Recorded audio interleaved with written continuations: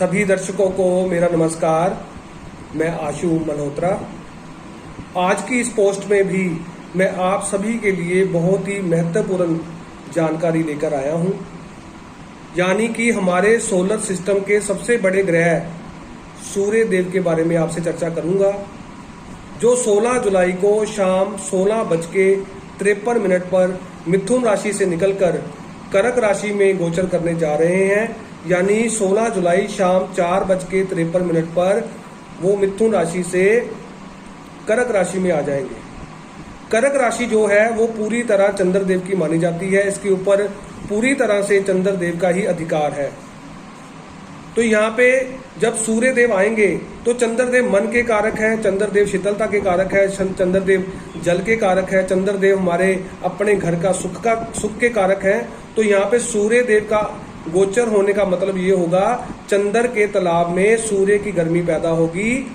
तो गर्म जल जब बन जाता है तो घर में कोई वाद विवाद, उलझने, कोई भूमि को लेके झगड़ा, अपनों से विरोध, भाइयों से विरोध, ये होने की स्थिति बन जाती है, क्योंकि इसके बिल्कुल सामने शनि देव विराजमान है मकर राशि में, और वो चंद्र के ही नक्षत्र में गोचर कर रहे हैं। और 23 मई से वो वक्री हो चुके हैं। अब जब शनि देव के सामने सूर्य देव आएंगे, पिता पुत्र का जो आपसी टकराव होगा तो हमारे ऊपर उसका पूरा प्रभाव देखने को मिलेगा।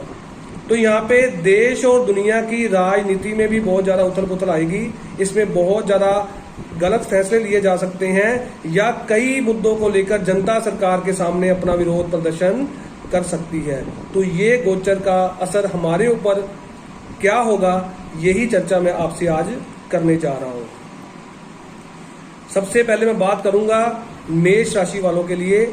मेष राशि वालों को यह बताना चाहूंगा कि आपकी राशि से चौथे घर में सूर्य देव गोचर करने जा रहे हैं। तो चौथा घर हमारे अपने घर का सुख का माना गया है। तो यहाँ पे आपको मैं ये बताना चाहूंगा कि जो आपकी राशि के मालिक हैं मंगल देव, वो भी अभी नीच राशि में ही विराजमान है, गोचर कर रहे हैं। तो आप कोई भी वाद विवाद में ना पड़े, अपने भाई बंधुओं के साथ कोई भी लड़ाई झगड़ा ना करें। जमीनी अगर कोई मसले घर पे उत्पन्न हो रहे हैं तो उसके बैठकर ही उसको सुलझाया जाए, तो आपके पक्ष में ही वो रहेगा।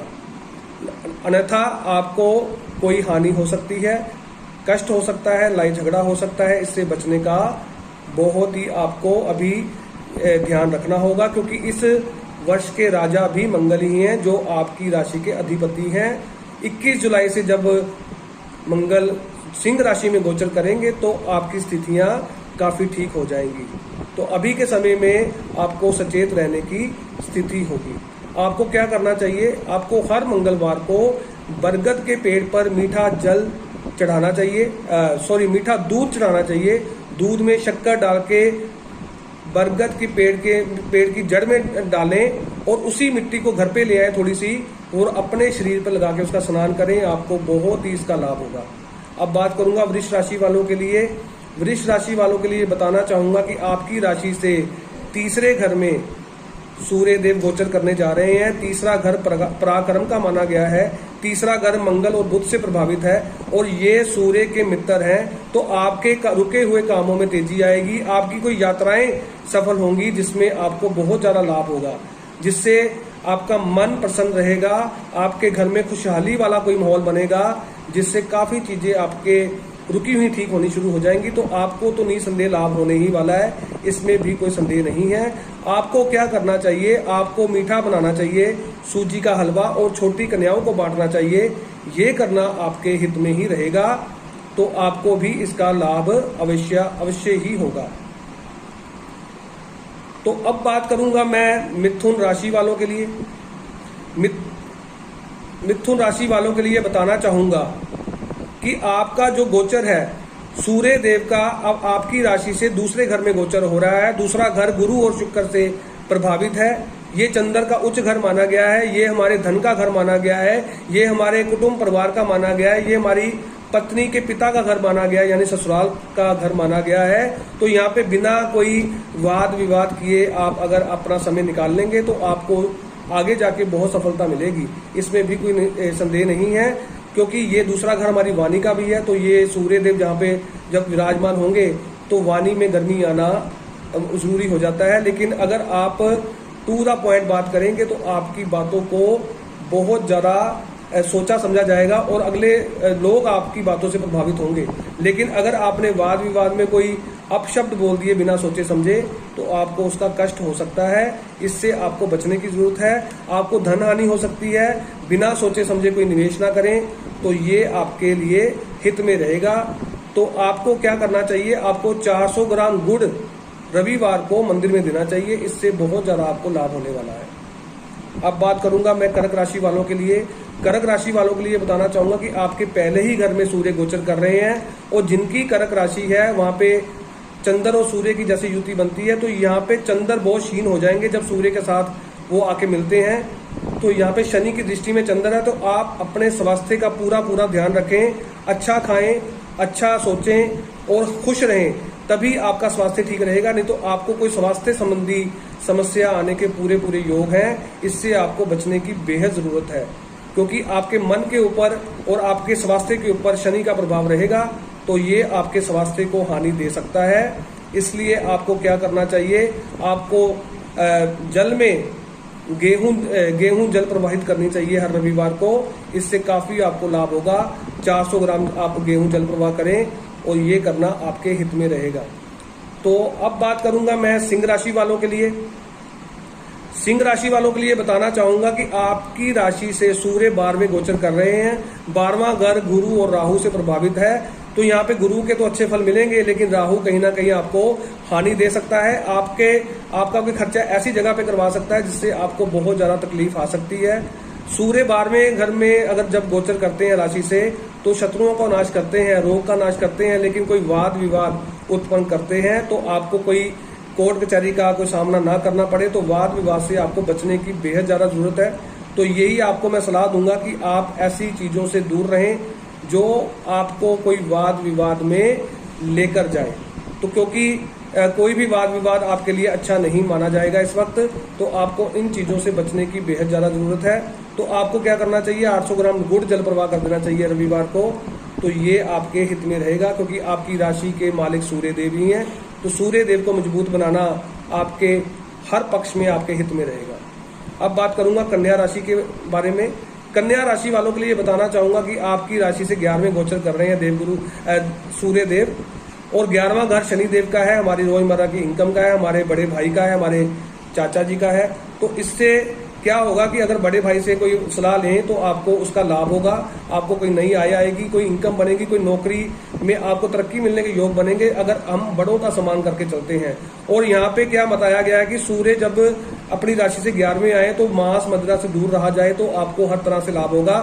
नहीं तो कहीं ना कहीं आपको कठिनाइयां आ सकती हैं। आपको यहाँ पे ये देखना होगा कि अगर आप मांस मदिरा से दूर रहेंगे तो आपको सूर्य देव भर के लाभ देंगे, नहीं तो कहीं ना कहीं आपको हानि हो सकती है और आपको पेट का रोग हो सकता है। तो इससे बचने के लिए भी आपको कुछ चीजों का ध्यान पूर्वक रखना ही चाहिए।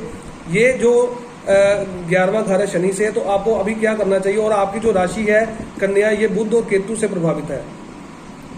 आपको क्या करना चाहिए, हर रविवार को छोटी कन्याओं को 5-5 रुपए के नोट दें आप हरे रंग के। तो ये करना आपके हित में रहेगा, आपको इसका बहुत ज्यादा लाभ होगा। और छोटी कन्याओं का पूजन करते रहना भी आपका हित में ही रहेगा जो कन्या राशि वाले हैं। अब बात करूंगा मैं तुला राशि वालों के लिए। तुला राशि से 10वें भाव में सूर्य का गोचर हो रहा है। 10वां भाव भी शनिदेव का ही है, और 10वें भाव में कोई ग्रह बैठा हो वो अच्छा फल तभी देता है जब शनि की स्थिति अच्छी हो। तो शनि इस वक्त वक्री हैं, वो चंद्र के नक्षत्र में हैं, तो वो अपने मित्र नक्षत्र में नहीं है।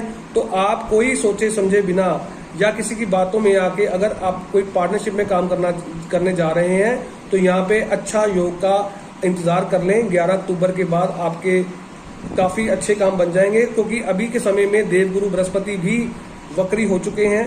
वो सितंबर में अपनी नीच राशि में आएंगे, फिर दोबारा को 20 नवंबर को कुंभ राशि में विराजमान होंगे। तब तक आप संयम से जो भी कार्य कर रहे हैं उसमें अपना कार्य देते रहें। अगर नौकरी कर रहे हैं, अगर आप व्यापार कर रहे हैं, तो उसमें कोई चेंजिंग लाने की जरूरत नहीं है अभी, नहीं तो कहीं ना कहीं आपको हानि हो सकती है। क्योंकि तुला राशि में सूर्य देव नीच के होते हैं, तो आपको कोई ना कोई वाद विवाद हो सकता है या आपको अपने वैवाहिक जीवन में समस्या आ सकती है। तो इसलिए आपको बचना बेहद जरूरी है। अगर आप ऐसा कर गए तो आपको निसंदेह लाभ होगा।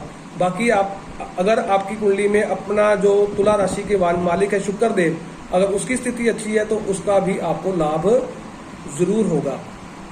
आपको क्या करना चाहिए, आपको रविवार को या शुक्रवार को आपको गाय को खीर खिलाते रहना चाहिए।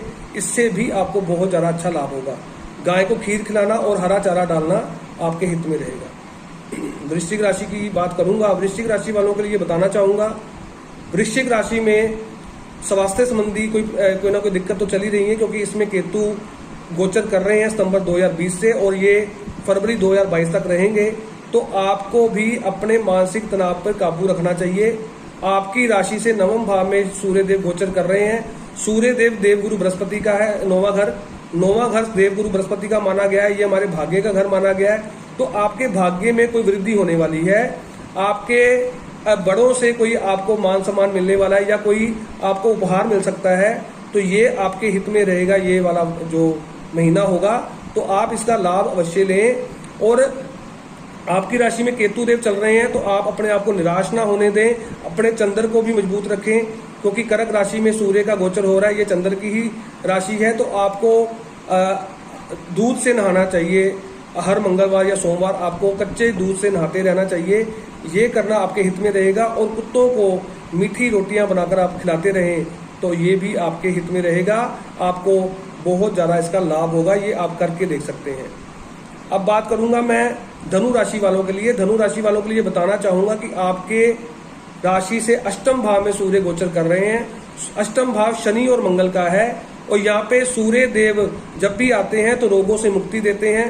तो ये आपके हित में रहेगा कि आपको भी इसका काफी लाभ हो सकता है। लेकिन कई बार हमें कष्ट देते हैं, कई बार हमें कोई ना कोई ज्यादा गर्मी आ जाती है अपने शरीर में, या उससे बुखार बढ़ जाता है। इससे भी आपको बचने की जरूरत है। या कहीं हम क्रोध में अपना बीपी वगैरह भी अपना हाई कर लेते हैं, तो इससे आपको बचने की जरूरत है, बेहद जरूरत है। क्योंकि अष्टम भाव मृत्यु का घर माना गया है। सूर्य देव यहाँ पे जब विराजमान होते हैं तो मृत्यु को नहीं आने देते, क्योंकि सूर्य देव जिस घर में बैठते हैं उसको अग्नि लगा देते हैं। तो यहाँ पे मृत्यु को आपसे दूर रखते हैं। लेकिन अष्टम भाव में सूर्य देव का आने का मतलब होगा कि कोई आपको अपने फैसलों में उलझने आएंगी या सरकारी वाद विवाद बना रहता है, क्योंकि ये शनि मंगल का घर है और शनि वक्री है और मंगल नीच है। तो ये वाद विवादों से बचने की आपको बेहद ज्यादा जरूरत है। तो आपके घर में पश्चिमी दीवार की तरफ से जब सूर्य अस्त होता है तो उसकी रोशनी आपके घर में नहीं आनी चाहिए। तो आप अगर ऐसा है तो वहां पे पर्दे करके रखें। सूर्य की रोशनी को पश्चिमी दिशा की तरफ से आपके घर में ना आने दें, तो आपके लिए हितकर रहेगा। आप क्या कर सकते हैं, आप गन्ने का रस बिना नींबू और बिना नमक के शिवलिंग पर चढ़ाकर आएं। इससे बहुत आपको लाभ होगा और आने वाला समय भी आपके लिए हितकर माना जाएगा। अब बात करूंगा मैं मकर राशि वालों के लिए। मकर राशि वालों के लिए बताना चाहूंगा कि आपके सप्तम भाव में सूर्य का गोचर हुआ है। सप्तम भाव हमारे वैवाहिक जीवन का, हमारे व्यापार का, हमारी पार्टनरशिप का। तो यहाँ पे अपने वैवाहिक जीवन को बिल्कुल सेफ रखें आप, नहीं तो कहीं ना कहीं आपको कठिनाइयां आ सकती हैं। आपका अपने पार्टनर के साथ ही कोई ना कोई लड़ाई झगड़ा हो सकता है, जिससे वाद विवाद बढ़ सकते हैं। घर का सुख खत्म हो सकता है। आप उलझनों में रह सकते हैं, जिससे व्यापार प्रभावित हो सकता है। आपका व्यापार करने का मन नहीं करेगा, नौकरी करने का मन नहीं करेगा। इससे आपको बचने की बहुत ज़्यादा स्थिति है। और पेट के नीचे भागों में आपको कोई समस्या भी हो सकती है। इससे भी आपको बचने की बेहद जरूरत है। या टांगों में कोई चोट आदि लग सकती है, इससे आप बचें। आपको क्या करना चाहिए, आपको 5 तांबे के सिक्के, चौरस सिक्के जमीन में दबाने चाहिए रविवार को। ये करना आपके हित में रहेगा और आपका जो भी आपको कष्ट आने वाले होंगे वो उसमें बहुत ज़्यादा कमी आ जाएगी और आप बिना सोचे समझे आगे नहीं बढ़ेंगे। अगर आप उपाय करेंगे, इससे आपको बहुत ज़्यादा अच्छी सफलता मिलेगी। सूर्य को अर्घ देना भी आपके हित में रहेगा।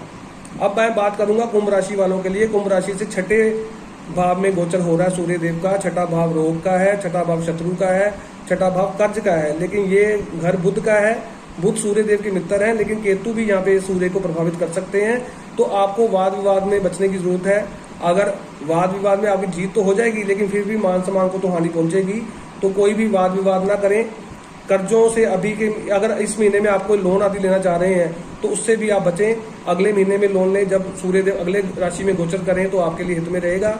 अभी के समय में कोई लोन ना लें। अगर हाँ कर्ज उतारना है तो वो आप उतारते रहें, वो आपके हित में रहेगा।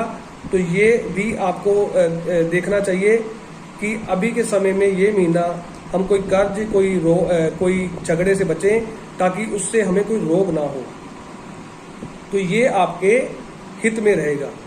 तो आपको अभी क्या करते रहना चाहिए, कुएं में, किसी कुएं में या ट्यूबवेल में सूर्य की चीज़ों को फेंकना आपके हित में रहेगा। तो आप गुड़ आदि या गेहूं आदि कुएं में फेंकते रहें, तो इससे भी आपको निसंदेह लाभ होगा, इसमें भी कोई संदेह नहीं है। अब बात करूंगा मीन राशि वालों के लिए। मीन राशि से पंचम भाव में सूर्यदेव गोचर कर रहे हैं। पंचम भाव सूर्यदेव का अपना ही माना जाता है। ये औलाद का, हमारी सोच समझ का, हमारे प्रेम विवाह का, हमारी बड़ों पिता का घर माना जाता है, दादा का घर माना जाता है, तो हमारे पूर्वजों का घर माना जाता है। तो यहाँ पे आपको अच्छी सफलता मिल सकती है। लेकिन मीन राशि वालों के लिए बताना चाहूंगा, उनके जो अधिपति हैं वो वक्री हैं, वो नीच राशि में आने वाले हैं और शनि की दृष्टि आपकी राशि पर है। तो आपको भी बचने की बेहद ज्यादा जरूरत है। आपको चोट आदि का भय है, ये आप बच के रहें। आपको पैरों में कोई चोट लग सकती है या पैरों में कोई दर्द हो सकती है, तो इससे भी आपको बचने की बेहद ज्यादा जरूरत है। तो आप भी क्या करें, आप नंगे पांव ना घर पे घूमें, नंगे पांव नहाए ना, इससे आपको बचने की जरूरत है। किसी जरूरतमंद को आप अगर कोई चप्पल आदि दान करें तो ये भी आपके हित में ही रहेगा, उससे आपको बहुत ज्यादा लाभ होगा। और गरीबों को या ब्राह्मणों को भोजन करवाना भी आपके हित में रहेगा। ये आप करते रहें तो आपको बहुत अच्छा होगा। और घर से निकलते हुए गुड़ आदि खा के जाएं तो ये भी आपके हित में ही रहेगा। तो मैं सभी दर्शकों को ये बताना चाहूंगा कि जो मैंने आज सूर्य देव के गोचर के बारे में आपसे बात की है, तो इस उपायों से और जो ये मैंने आपको कुछ परहेज बताए हैं, अगर आप इस पे इसका ध्यान पूर्वक रखते हैं तो आपको निसंदेह लाभ होगा। तो ऐसे ही मैं कोई दोबारा अगली पोस्ट में कोई चर्चा करूंगा आपके साथ किसी और ग्रह के बारे में। तब तक के लिए सभी दर्शकों को मेरा नमस्कार। इसी तरह की और भी जानकारी लेने के लिए हमारे चैनल को सब्सक्राइब करें और नई वीडियो की नोटिफिकेशन के लिए बेल आइकॉन दबाएं। अगर आप ये वीडियो फेसबुक पर देख रहे हैं तो वीडियो को लाइक और शेयर करें। साथ ही अपनी राय कमेंट बॉक्स में जरूर बताएं। धन्यवाद।